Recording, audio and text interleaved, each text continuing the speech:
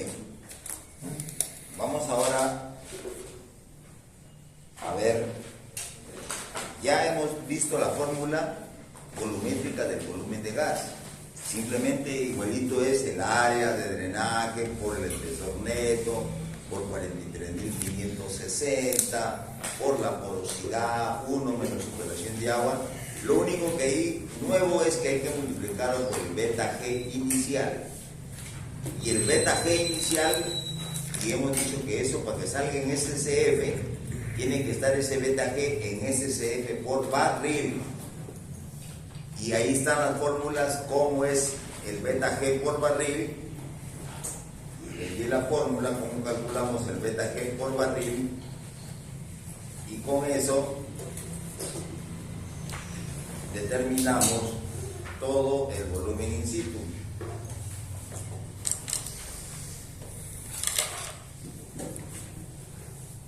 Ahí les di la fórmula del beta G. ¿Cómo es el beta G por barril? SCF por barril. Sí, SCF por barril. Creo que es 0.35 puntos, no sé cuánto. 198.4. Ah, 98. ese valor. Está en función de quién, de la presión inicial. El beta G inicial tiene que estar ahí la presión inicial.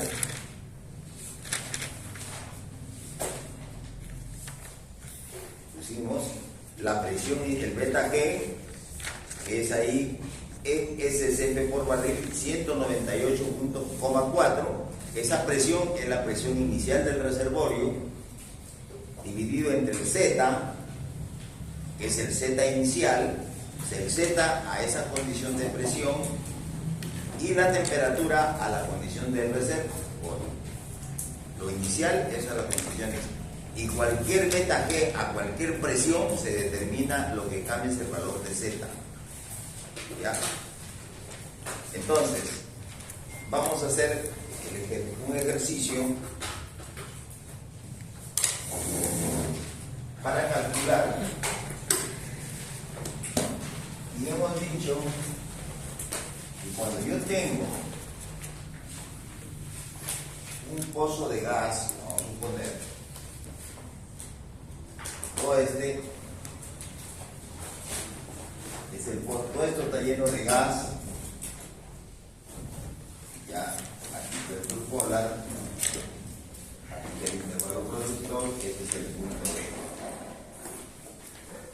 Aquí estoy midiendo una presión de Geising, por ejemplo, 1500 psi. Esta profundidad de es 6.000 pies.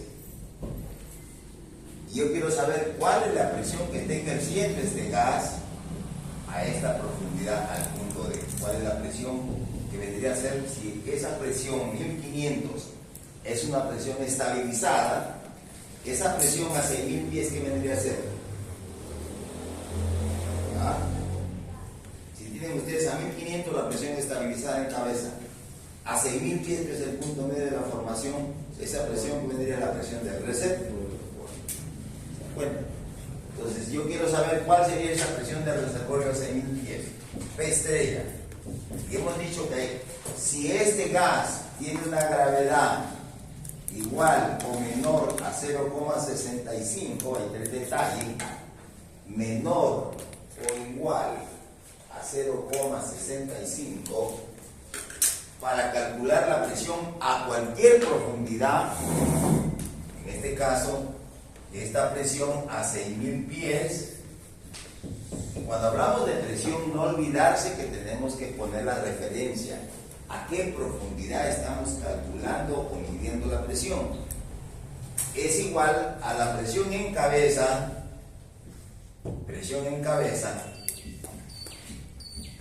ya sea estabilizada o no estabilizada, pero en este caso, si yo le digo la presión está estabilizada, solo cuando está estabilizada vamos a calcular la presión del reservorio. Cuando no esté estabilizada es la presión a esa profundidad. Pero en este caso, como está estabilizada, estamos diciendo que es la presión del reservorio más 2,3, esta presión en cabeza, entre 100 por la profundidad de entre 1000.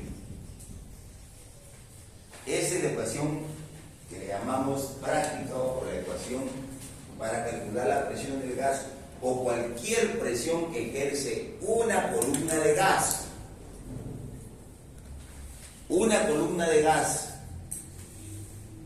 en conociendo la presión en cabeza, si la gravedad del gas es menor o igual a 0,65, calculamos esa presión con esta fórmula. En este caso,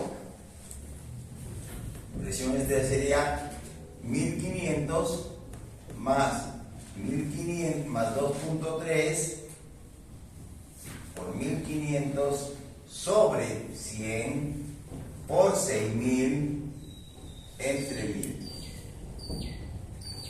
Este valor, lo estoy poniendo en paréntesis, es la presión que ejerce el gas solito. Si yo quisiera decir cuál es la presión que ejerce desde 0 hasta 6000 el gas acá solito, cuando la presión del casing es 0, esta sería esa presión. ¿Ya? ¿Por qué? Porque las presiones se adicionan. Presión del casing más la presión que ejerce esta columna de gas es igual a la presión en el fondo del pozo. ¿Ya? Entonces en este caso sería acá 1500 más, ¿cuánto sería ya? 15 por 2,3 por 6. 207. ¿Ah? 207. 207. Quiere decir que este gas, que tiene una gravedad de 0,65, ejerce una presión de 207 psi, que sumado a los 1500 que tengo en la cabeza del pozo, sería 1707 psi. Ahora, en el gas hay que tener mucho cuidado que cuando nosotros necesitamos usar las características del gas, beta G, beta O, normalmente están en condiciones absolutas. O sea, siempre hablamos en el gas de presiones absolutas. Y cuando hablamos de presión absoluta, ¿qué decimos? Que la presión absoluta es igual a la presión manométrica más la presión atmosférica. Por ejemplo, entonces PSI. PSI es presión manométrica. Y cuando hablamos absoluto sería presión manométrica 1707 más la presión atmosférica estándar 14,7, que lo redondeamos a 15, estaríamos hablando de 15 de 1722 PSI-A,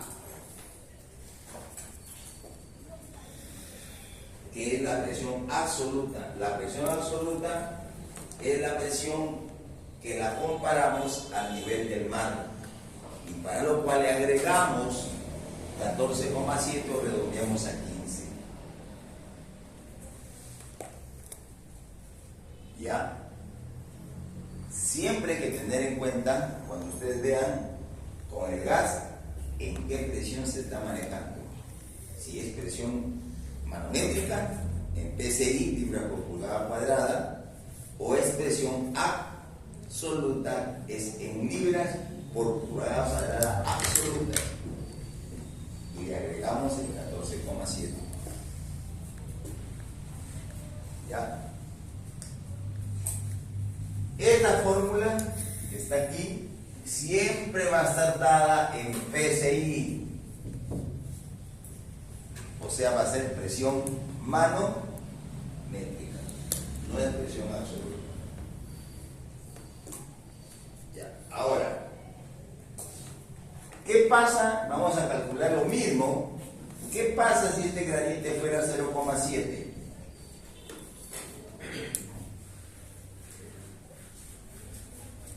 ¿Qué fuera? Aquí la fórmula dice que la presión a la profundidad M o D es igual a la presión en cabeza multiplicado por E elevado acá hay un exponente de 0, ¿cuánto? 0 18, 0. Sí. Otro 0. 0 1875. 1865 por la gravedad del gas. No, 7.5, ingeniero. ¿Ah? 7. 75, 1875 por la gravedad entre Por L. Por L. Por L. Por la... acá por L. Sí. Ya, entre 53 No, Z Z. promedio. Z Z promedio. promedio por la Temperatura. ¿Trajeron para calcular el valor de Z del cuaderno de producción 2 del libro? ¿Trajiste el producción 2? ¿Cuál es? Ahí está el Z.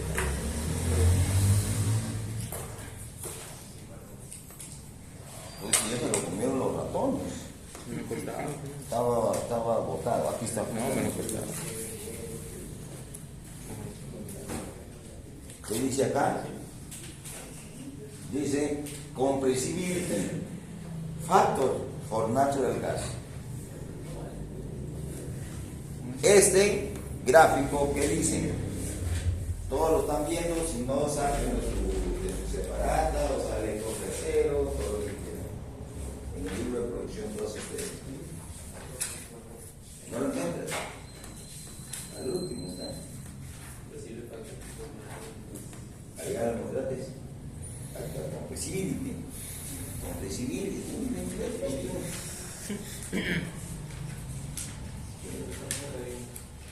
¿Ah? Ahí está. Ya. ¿Cómo allá usamos esto? Este es el método práctico. Este gráfico lo hizo los consultores de las válvulas Campo. Campo hicieron este monograma para calcular el valor de Z. Y donde dice aquí, primero, en la primera parte están las gravedades específicas del gas. ¿Ya? Gravedades específicas del gas. Y tenemos las temperaturas. Temperatura average en grado Fahrenheit. Temperatura promedia. ¿Ya? Cuando nosotros ya estamos usando gas de diferente a 0,65, en el 0,65 no nos interesan las temperaturas, no interesan. Cuando estamos nosotros ya usando diferente a 0,75, tenemos que usar, ¿dónde puse lo que 0,75? ¿Ah? Acá lo puse. Tengo que tener ya cuál es la temperatura en superficie y cuál es la temperatura de fondo.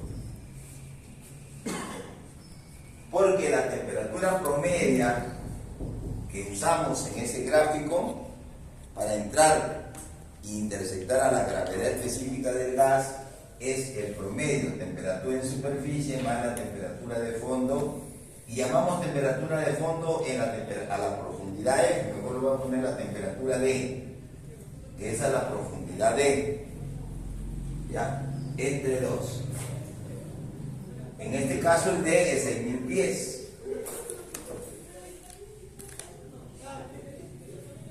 Normalmente la temperatura en superficie es 80 grados Fahrenheit, porque eso está en grados Fahrenheit, ese gráfico. Hay algunos otros gráficos que pueden estar en grado Rankine, y cuando están en grado Rankine, ¿qué significa? Que le debo aumentar 460 a los grados Fahrenheit.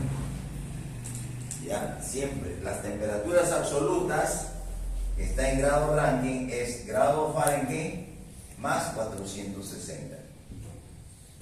Pero para este gráfico usamos en grado Fahrenheit. Ahora, normalmente la temperatura de fondo a la profundidad de E es igual a la temperatura en superficie más el gradiente de temperatura por la profundidad de E. Este gradiente de temperatura es normalmente muy cercano a 1,6 grados Fahrenheit por cada 100 pies. Muy cercano. Puede ser menos, pero en promedio es 1,6. Vamos a usar nosotros este factor. Entonces, ¿cuánto sería la temperatura de fondo? Si la temperatura en superficie es 80, acá 80, más acá sería 1,6 sobre 100, ¿por cuánto? Por 6.000. Entonces sería 60 más 80, acá sería, que diga 6 por 1,6, ¿cuánto sale? 96, 6 por 36, 96 más 80, 176. Este sería, con ese 176 grados Fahrenheit. Talara, la selva tiene un factor así muy parecido a este, pero Talara está entre 1,2 a 1,4 por cada 100 pies. Pero cuando no me dicen, uso 1,6. Claro, si no les doy la temperatura de fondo y necesitan calcularla, ustedes pueden usar 1,6. Si yo les digo el gradiente de temperatura es 1,2, ya usan 1,2. ¿Ya? Entonces, 176. ¿Cuál sería la temperatura promedio entonces? Aquí vamos. Temperatura en superficie 80 más la temperatura 176 entre 2. Estamos hablando de ¿cuánto? 250, 125, ¿cuánto? 128. ¿Ah? 128. 128 grados Fahrenheit. Entonces, ustedes en su gráfico, está la temperatura ahí en cientos de grados. ¿Qué dice? ¿Temperatura en grados Fahrenheit en qué? ¿Nada más en grados Fahrenheit o en cientos de grados? En grados Fahrenheit nada más. Ya. Y entonces entran donde está 128, acá 120, 130, casi 130, muy parecido, y lo intersectan con punto 7. Este gráfico que estamos manejando es de esta forma. Tiene dos partes. La primera parte están los gradientes del gas. Gradientes, aquí está la temperatura. Entro 130. con, en este caso voy a poner 130, muy parecido, 128, muy parecido a 130. Intersecto con la gravedad del punto 7 y acá está presión. Pero ojo, esta presión está en cientos de PSI. Cientos. ¿Ya? Entonces ya tengo hasta aquí este punto. Ahora, ¿cómo calculo esta presión? Esta es la presión promedio. Presión promedio. Entonces, para calcular la presión promedio,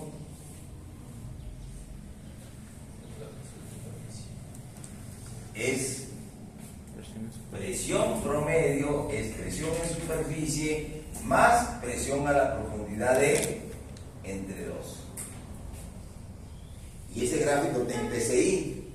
Esto es la presión en PSI. Ahí dice cientos de PSI. Entonces, esta presión D, asumimos, ojo al parche, asumimos como que si fuera 0,65 para calcularla. Entonces nosotros ya tenemos, cuando sacamos la presión con 0,65, ¿cuánto era la presión a 6.000? ¿1000? ¿Cuánto fue? 722. ¿Ah? 1707. Ya, este es acá, es presión en superficie más 2,3, presión en superficie sobre 100 por 6.000 entre 1000. ¿Y esto nos dio cuánto? 1.707 pesos. Entonces ponemos acá 1.500 más 1.707 entre 2. Ahora vamos a ver.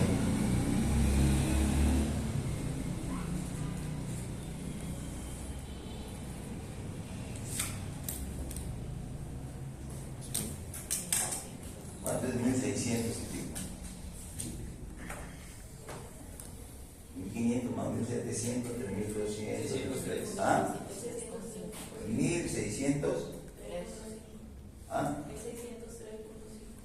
603.604. Para este gráfico en ciento tenemos que entrar con 16. Aquí vemos el 16, trazamos una línea y aquí están todos las losetas. Ven acá, ¿cómo son? ¿Curvas o son curvas? Acá están todos los losetas. Entonces, vengo con este punto paralelo y intersecto al 16 y ese es el valor de z que vamos. Si está entre 2, se toma la mitad o está más cercano, ya depende de su ojo clínico que tenga usted. En ese caso, ¿cuánto va a ser? Punto 7, primero han puesto el 130 con el punto 7 aquí del gas, lo han llevado y 16, ¿cuál z coge? Entonces, este z promedio,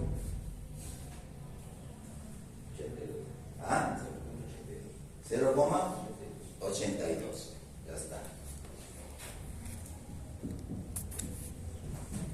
Ahora con ese 0,82 nos vamos a sacar la fórmula, pero esta fórmula tiene que esta presión en la cabeza esté en PSIA, esa es la ojo. Esa presión en la cabeza no está en PSI, sino en PSIA. ¿Por qué? Porque todo esto que acá lo tenemos en condiciones de la temperatura está en grado Rankine, no está en grado Fahrenheit. Ya, esta temperatura no está en grado Fahrenheit, está en grado Rankine. Eso es lo que hay que tener cuidado. Esa temperatura que tenemos ahí no está en grados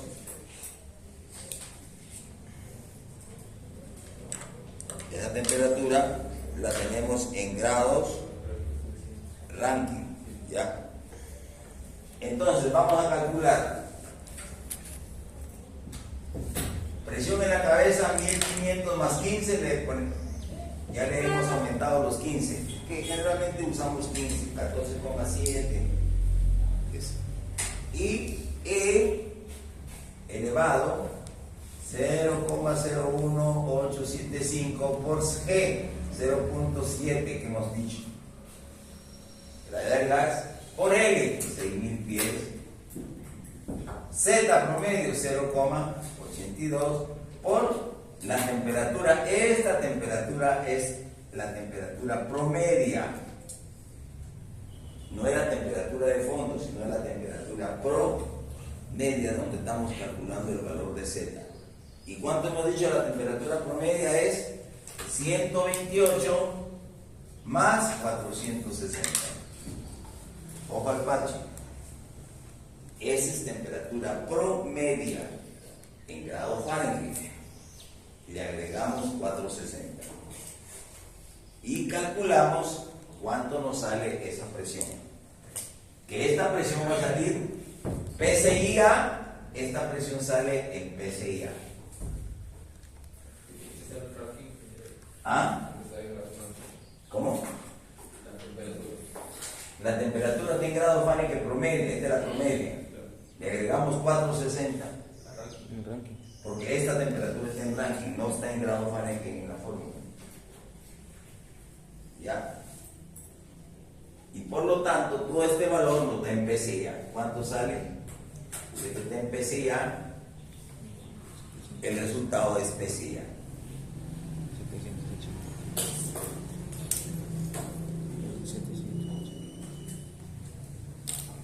Este sería aquí más 15, en PSIA sería 1722 PSIA, pero solamente puso el... ¿Ya cuánto sale con el E? 1784. ¿Ah? 1784. 1784 PSIA. Si le quito los 15 para compararlo con este menos 15, 1700, ¿cuánto es? 5, 9, 14, 69 PSI. Porque la debo comparar con este valor. valor tiene que ser igual a este. Este valor que he calculado aquí, con esta fórmula, tiene que darme esta presión asumida. Ya. Acá 1769 calculada, esta es la presión calculada, y acá tengo la presión asumida, 1707 es totalmente diferente. Por lo tanto, como es diferente, tengo que hacer una nueva integración. Y asumo ahora esta presión de aquí. La calculada la vuelvo presión asumida para calcular el Z, porque aquí lo que está cambiando es el Z. A ver, por favor, atención. La presión calculada con la fórmula me da en PSIA, le resto los 15 y comparo con la presión asumida. La presión asumida es la presión que yo asumí usando un gas de 0,65. Esa es la presión asumida al comienzo. Con esa presión asumida he determinado ese Z promedio, este Z promedio que me da 0,82. Hago el cálculo y la presión calculada me sale 1769, que es diferente a la presión asumida 1707. Por lo tanto, me olvido de 1707 y ahora vuelvo a tomar una presión asumida 1500 más la presión calculada más 1769 entre 2. ¿Cuánto sale?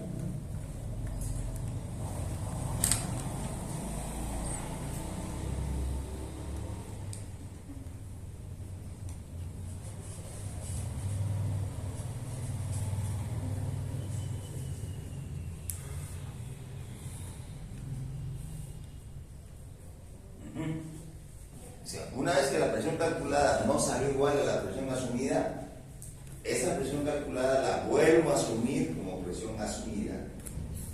Aquí está 1769 en PSI, con los 1500 que es la presión en la cabeza, entre 2, ¿cuánto sale? 1600, 1635.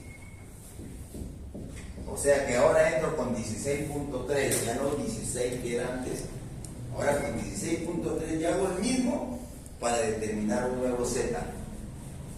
Un Z promedio prima, con esta condición ahora. Y sigue la temperatura no cambia, el promedio de que fue 128 grados Fahrenheit. O 130 que le redondeamos.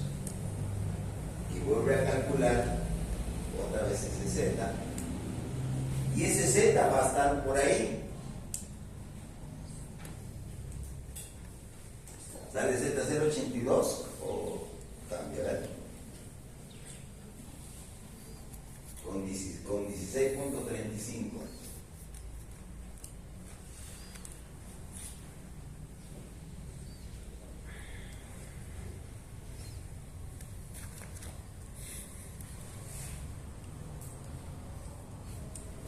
Y nada más con la misma predicción, el mismo de intersector la temperatura con gravedad 0,7, viene y cogemos el Z.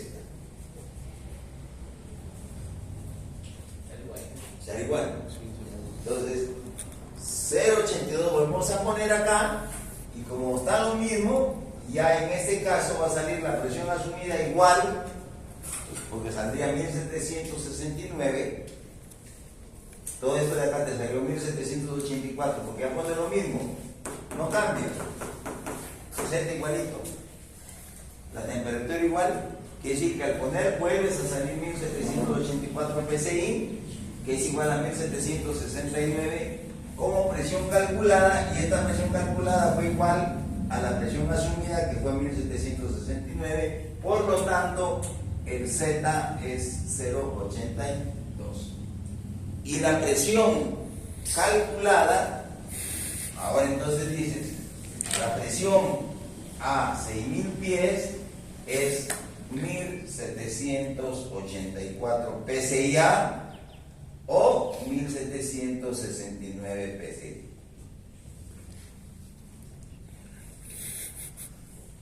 Así es la cosa. A veces hay que hacer hasta 3 iteraciones hasta que la presión calculada sea igual a la presión asumida. Hay que El Z no varía. ¿ah? Si el Z cambia, Ya, eso es todo. el Z debe ser igual. El Z. Cada vez el Z se va ajustando. ¿Ah? ¿Qué? No, es un tema del ciclo pasado. Un tema chico, ¿verdad? Sí. No, de que me dice. Pues, estamos repasando. El iniciamiento es un repaso. Porque nunca más ya lo van a ver. Y cuando digan calculen, ahí ¿cómo hago esto? Entonces le preguntan al ingeniero que ya está listo, ¿cómo? ¿Quién te enseñó producción? ¿Quién te enseñó ingeniería? El ingeniero te manda, no te enseñó nada. ¿Qué se le enseñó a ingeniero? También el ingeniero portador. También. Yo también les enseñé esto, pero en Gasly creo que hice eso, ¿no? ¿O no? No llegamos ahí. ¿Ah? No llegamos a ese tema.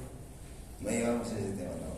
Entonces no les he enseñado. Les he enseñado Hércules, el popular Hércules que murió con un flechazo en el saber. Por eso es para mí. Le cayó el flechazo.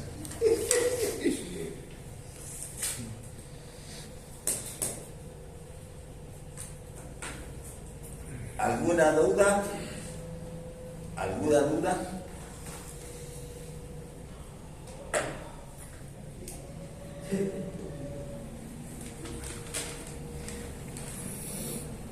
Mira. ¿Ah? ¿De ¿Qué tu preguntan? ¿Qué cosa? No,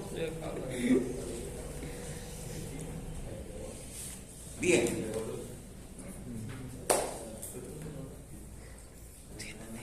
Entonces,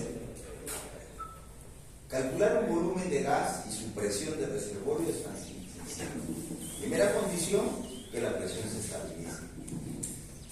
Y si no se estabiliza, hay que usar un método igual como Horner, que es el método que usan normalmente las presiones al cuadrado. Eso ha debido enseñar el cálculo. Revisar, que debe haber enseñado, cómo calculamos la presión del reservorio de pozos de gas. Con un filtrar se cierra el pozo igualito por 48 horas y el plotter es presión al cuadrado. Se calcula la presión del reservorio igualito con el método como si fuera Horner, pero hay una extrapolación de P al cuadrado menos las presiones. Hay métodos en que yo asumo la presión del reservorio y la comienzo a ver, y donde está la rayita que me sale lineal, digo, esa es la presión del reservorio. Ese no es mi tema ahorita. Ustedes ya saben calcular la presión del reservorio de un pozo de gas. Hércules es el responsable de eso. Les ha enseñado, repasen en qué, gas 2 o gas 1. ¿Ah? Pero no todos somos iguales. Y me echaron enseñó también gas. ¿Ah? Nada. ¿Ah? La presión del reservorio no saben calcular el pozo de gas, no saben el método. El método delta de P al cuadrado se llama. ¿Ah? Bueno, mataburro, pues. Vayan al mataburro. Pero lo único que hace uno es cómo van a registrar ustedes aquí en el fondo. Llegan, tienen la presión en cabeza. Esta presión no está estabilizada. Por eso no digo que la presión en cabeza. Si esta presión estuviera estabilizada, conociendo la gravedad del gas, ustedes saben calcular la presión del reservorio mediante este método. Pero, cuando cuando la presión en cabeza no esté estabilizada, entonces bajamos un registrador, igualito, bajo el registrador y cierro el pozo por 48 horas, 72 horas, en talada normalmente 96 horas. Y esta presión va a tender a subir. Pues cierro el pozo. ¿Está claro? Y llega a las 48, 96 horas y la presión no está estabilizada. Entonces, saco el registrador y voy a leer.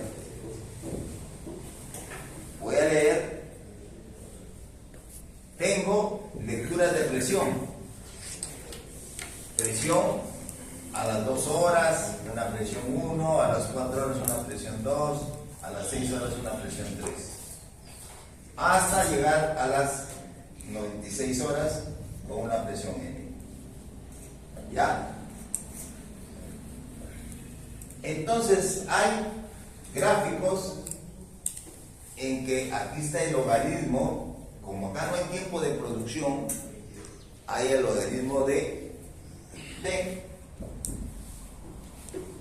Y acá viene el logaritmo de presión menos presión fluyente, pero esto al cuadrado y esto al cuadrado. Valor de N. ¿Ah? Valor de N. ¿Cómo? Tenemos que utilizar el valor de N para hacer. Y tú te comienzas a dar esta presión. Se supone que vas a hacer una presión mayor que la que tienes acá, que PN. Si PN, tú comenzaste con 1500, a las 96 horas tienes acá 1650, tu presión del reservorio tiene que ser mayor de 1650. Entonces yo comienzo con 1800 y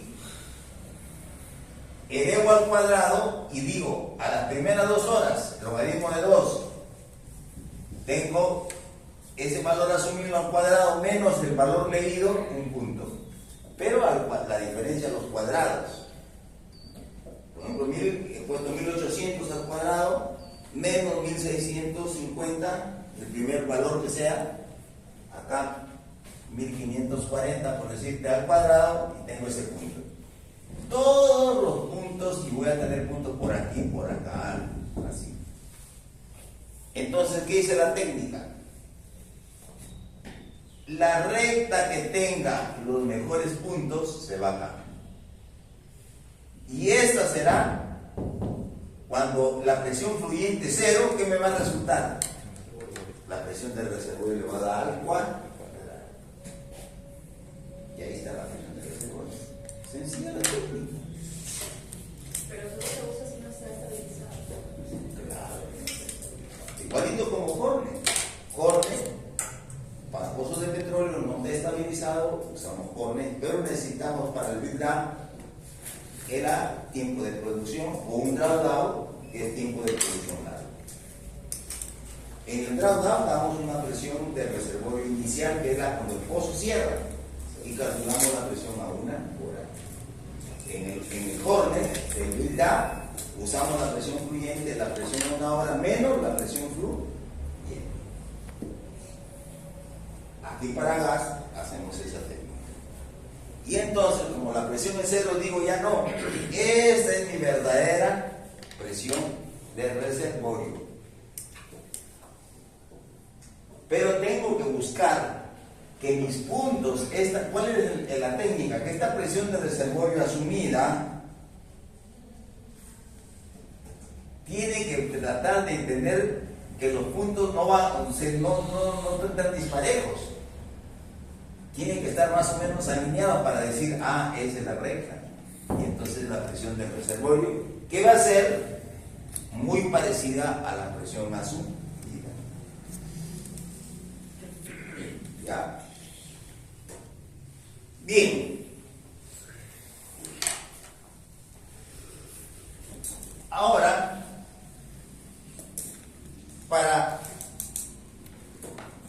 tenemos nosotros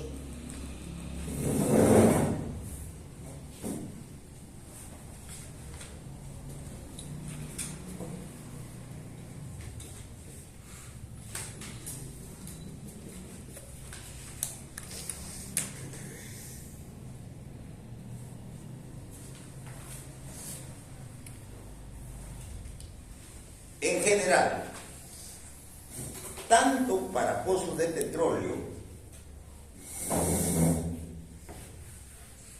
como pozos de gas,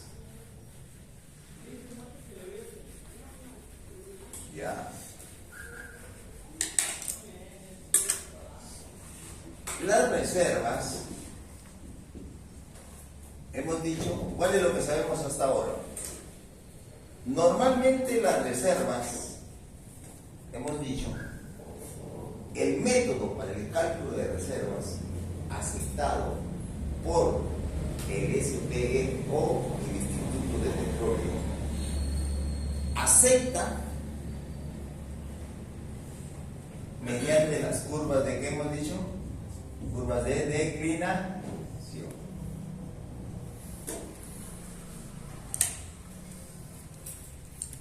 Hasta ahorita,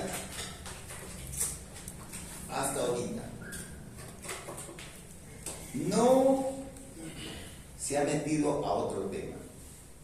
Sin embargo, las verdaderas reservas son calculadas mediante el balance de materiales.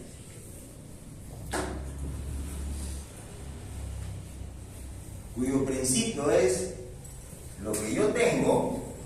O sea, si yo tengo esto aquí y produzco esto, me está quedando ese poquito. Esto es el N o el G, que es N, el petróleo invisible, que es G, el gas invisible. Este N y estas están acá, los NP, aquí también tengo la producción de agua. Los NP, los GP y la producción de agua. Entonces, ¿qué me va a quedar? Remanente NP, remanente GP y remanente agua. Ese es el principio del balance material. Si al todo le quito lo que he producido, me queda algo. Pero en todos los reservorios, ¿cuál es la variable que realmente afecta todas las condiciones o propiedades de los fluidos? ¿Cuál es la variable? ¿Cuál es la variable? ¿Cuál es la variable que afecta? Yo no puedo decir cuáles son los parámetros de los fluidos en el reservorio. Beta O, viscosidad, permeabilidad, fluidos, permeabilidad, viscosidad del agua, viscosidad del gas, gravedad específica, densidad, y todas esas variables, ¿de quién dependen? ¿De quién? Una variable la temperatura. ¿Y la otra variable? Presión. Pero aceptamos nosotros, y porque así producimos, que la temperatura no varía tanto como la presión. Y asumimos en un balance de materiales que el cambio de las propiedades de los fluidos depende exclusivamente de la presión. Entonces, yo tengo que tener los fluidos a la presión inicial que estaba en el reservorio. Cuánto era su densidad, cuánto era su razón de solubilidad, cuánto era su beta G inicial, condición inicial. Y transcurrido un tiempo T, estas condiciones son producciones, he producido al tiempo T, que me está quedando a la condición de la presión de ese momento al tiempo T. Si yo no tengo las propiedades de los fluidos, ni a las condiciones iniciales, ni a las condiciones que yo quiero estudiar, ni la producción del gas, del petróleo y del agua a ese tiempo, no puedo hacer balance de materiales. Y entonces el SP aceptó, probablemente yo digo que en el ciclo ya, que cuando estemos en el 2050, ya el SP diga, señores, se acabó, que las reservas se calculan con el método de curva de declinación. Y ahí va a exigir que el cálculo de reservas se haga por medio de balance de material. ¿Por qué es lo más real? ¿Ah? Método volumétrico se acepta cuando tú descubres un reservorio. Porque no tienes. El método volumétrico es aceptable porque yo no tengo información de fluidos. Solamente tengo condiciones estáticas de la permeabilidad, de la porosidad, de la saturación de agua. Y con eso, y el factor de recuperación. Y con eso determino mis reservas por el método volumétrico. Pero no es una herramienta válida. ¿Ya? Para que yo pueda aplicar balance de materiales, por lo menos debo tener información de presión de reservorio, PVTs. ¿Para qué es el PVT? Para conocer las propiedades de los fluidos, PVT, y control de producción. Tengo que saber los NP, los GP, los WP. Si no tengo esa información, a llorar a la playa de Huachaco con balance de materiales. Y lo único que me queda es curva de... Ahora, en experiencia,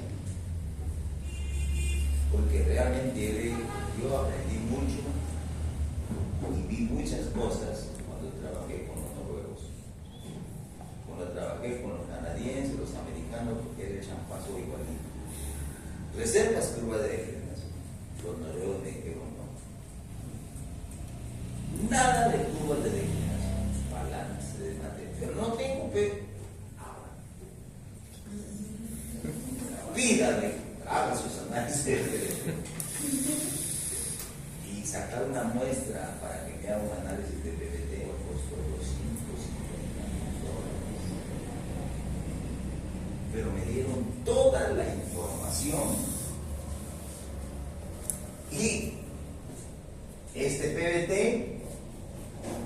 la información a un tiempo T donde había una presión P, y esta presión P había que hacer un registro de presiones de fondo para saber, porque el PVT no te sale, no te mide la presión, sabes que está saliendo fluidos a esa presión, pero ¿cuánto es?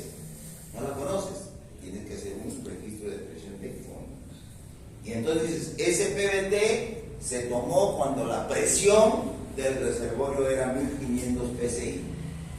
Y con eso, sabes estos valores, pero has debido tener la presión inicial.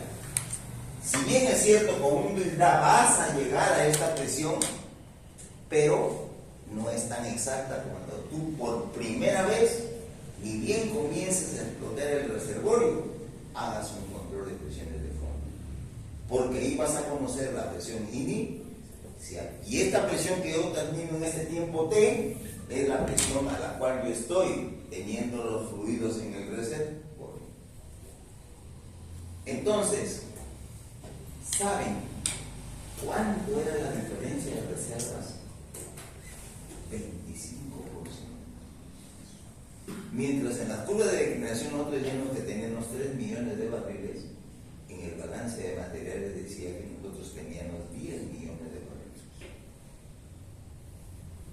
Casi 3 veces.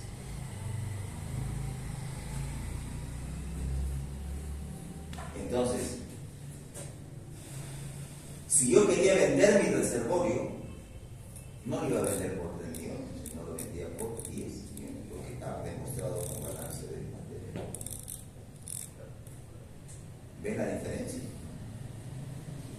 Indudablemente, la forma de trabajar es hacer lo que la ingeniería dice. Tú, mientras no tengas información de fluidos, dice, para tener información de fluidos tienes que tener pruebas de PVT. Hoy día ya el PVT ha desaparecido, ya casi no se usa porque todos han salido los famosos software, pero ¿cuánto te cuesta ese software para que tú simules las condiciones del fluido a la diferente presión, igual como si estuvieras pagando 200,000 y pico? Pero necesitas eso. 2, necesitas las propiedades petrofísicas del reservorio. ¿Cuál es eso? Porosidad, permeabilidad, saturación de agua, desaturación residual, diagrama de permeabilidad relativas, todo. Y 3, energía, datos de presión del reservorio. Acá todavía no se estipula, pero en Noruega, todos los años, al Ministerio de Energía y Minas le tienen que presentar cómo ha sido tu presión, cuánto tu presión ha declinado en ese primer año de producción, cuánto la producción de petróleo, de agua y de gas ha producido. Así que todo el mundo, dentro de sus presupuestos, sabe que tiene que hacer un gasto de mediciones físicas, de presiones, de análisis y todo. Y eso está incluido dentro del costo de extracción de reservorio. Pero acá en el Perú no se pone eso. Falta. Eso todavía no se ha copiado de fuera, ¿no? Y eso tiene años. Las cosas buenas no se copian, las cosas malas se copian. Entonces, eso es lo que nosotros tenemos que hacer. El primero, bien claro, volumétrico. Esto no tenemos información, recién comenzamos. Declinación, no interesa el tiempo, para todo tiempo, al primer año, segundo año, tercer año, no interesa. Balance de materiales, por lo menos 10 años. Vamos a hacer balance de materiales con una información que por lo menos tenga un tiempo de 10 años, con toda la data.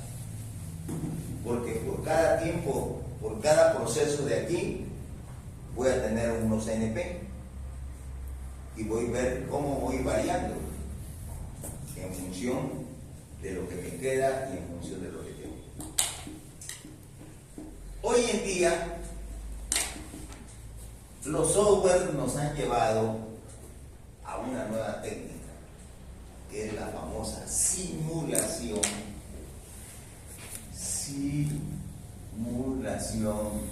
de reservorio. ¿Ya llevaron? ¿Quién está? Hágiles. ¿Qué software estamos usando?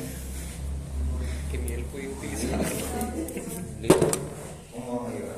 ¿Ya no está en curso o todavía? Un libro. Un libro de reservorio. Verde.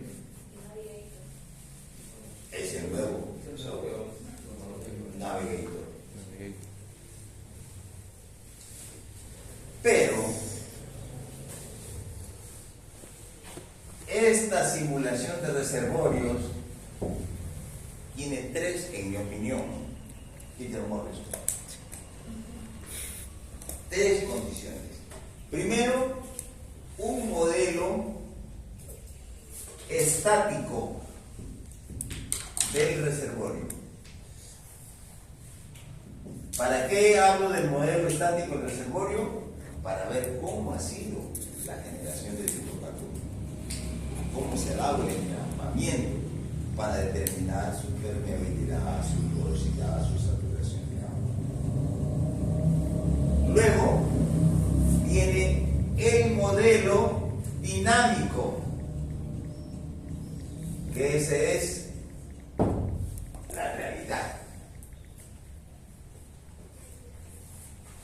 Y en el modelo dinámico, lo que tratamos es de lograr, de hacer el macheo, ¿ya? Si esta es la curva de producción real, esa curva de producción real del yacimiento y aplico mi simulación, debo de encontrar una curva que se parezca al comportamiento que tiene mi reservorio. Y digo, si esto es así, eso es ok. Y recién, porque la ventaja de esta simulación de reservorio es proyectar las reservas. ¿Qué es lo que tengo que hacer? Para hacer reservas, para incrementar reservas hay tres cosas que tenemos: perforar pozos nuevos, hacer workover, rehabilitaciones y hacer recuperación mejor. Tres cositas que yo saco, tres cosas. ¿Qué es eso?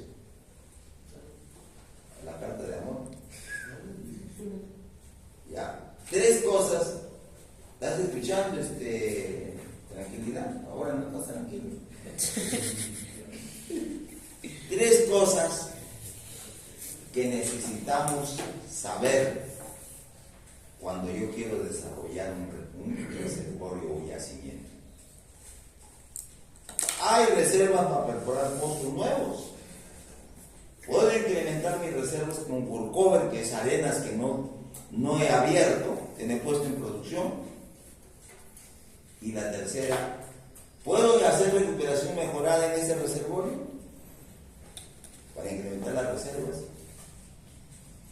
Y cada uno de esos lleva a un programa, a un plan de inversión para ver renta y porque todo lo que conlleva de acá es rentabilidad. Y rentabilidad para nosotros, ¿qué es? ¿Cuánto invierto y cuánto gano? Yo invierto $1 y ¿cuánto voy a sacar? $2, $3, o no voy a sacar nada, entonces ¿para qué los invierto? ¿Se dan cuenta? Entonces, una vez que esto atraído con el modelo estático y el modelo dinámico están y me ha machado mi curva de producción, yo comienzo a jugar como ajedrez. ¿Qué pasa si perforo 5 pozos, un pozo acá? Porque todo eso yo lo tengo en el modelo ya. Por ejemplo, ¿qué digo si perforo un pozo aquí? A ver cuánto me va a salir el reservorio, cómo va a cambiar, otro acá, y determino con esto cómo esta producción va a subir. Perforando 50 pozos, 100 pozos, esas reservas, ¿cuánto me voy a invertir para sacarlas? Tengo todo.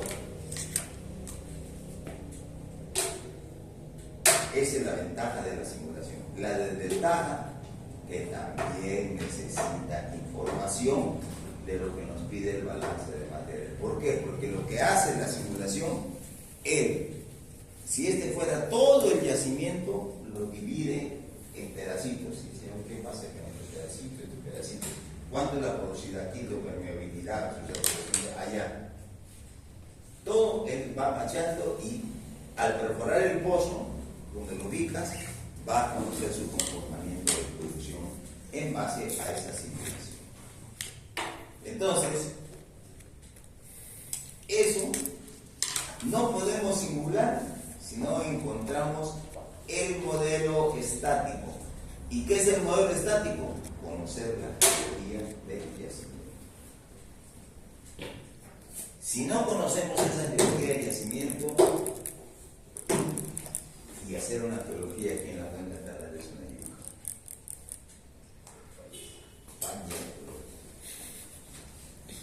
Yo siempre me acuerdo, cuando yo comencé a trabajar en Petroperú, mi primer puesto de trabajo fue ingeniero de workover, de acondicionamiento. Entonces los biólogos siempre eran muy amigables porque mientras yo proponía un workover, que en realidad ellos me ayudaban a hacer algo, ellos abrían un año. Por decirte, aquí no se había perforado, pero hay una arena en este pozo que puede ir a correlacionar con esta área. Antes de workover, salía petróleo, ellos decían, ya mira, salió petróleo, por lo tanto ahí hay petróleo. Y intervenía en la perforación del pozo, porque ellos como biólogos tenían que ser el área de ecología y desarrollo, como su nombre lo decía, tenían que ir colocando pozos para ir desarrollando el campo.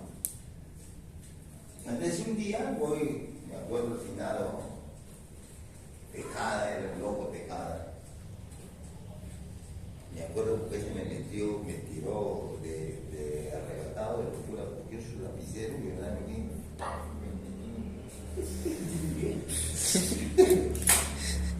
se rayó. ¿Por qué? Porque un pozo que él fue a ver no había salido bien, y me echaba a mí la culpa. Y yo no había hecho bien el curso.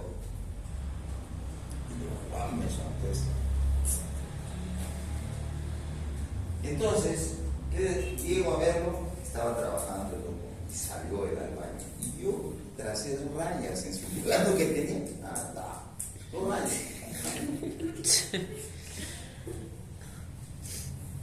Y a la semana me llama y me dice, ya tengo 2 locaciones nuevas para perforar. A ver, vamos a difundir. Me muestra el plano y le veo mis 2 rayitas que había trazado. Decía que él eran fallas. Dijo, este bloque aquí está fallado, se ha levantado, por eso que yo me reí y dije, pucha, por eso es que el factor de perforación de nosotros es tan bajo. Porque yo te he puesto esas 2 rayas, te las he puesto así al azar y tú me dices que son fallas. No sirve eso. Pucha. No, que me lo siguen. Mira, yo las he hecho. Ahora yo no sé si soy adivino y es una falla. Que bien tiramos a los rayas. ¿Cómo jugando? Entonces, señores, la biología es bien compleja. Y un estudio de simulación no baja de $1 millón. Pero, si tú vas a invertir $100 millones, $1 millón no es nada. Bicoca es. Porque ese millón te va a asegurar que tú, sácate de aquí. Ese millón va a asegurar de que tú tengas buena rentabilidad. Así, señores, que vayan estudiando el grafo de todo lo que es reservorio. Por favor, estudien grafo. Ya, de esa manera avanzamos. ¿Qué vamos a tomar? Ya también nadie vino. Nadie se entró después que tomé la Señor, la otra semana es el examen. otra semana. ¿Examen final? No, la parte de Sí, porque Espérate, vamos a ver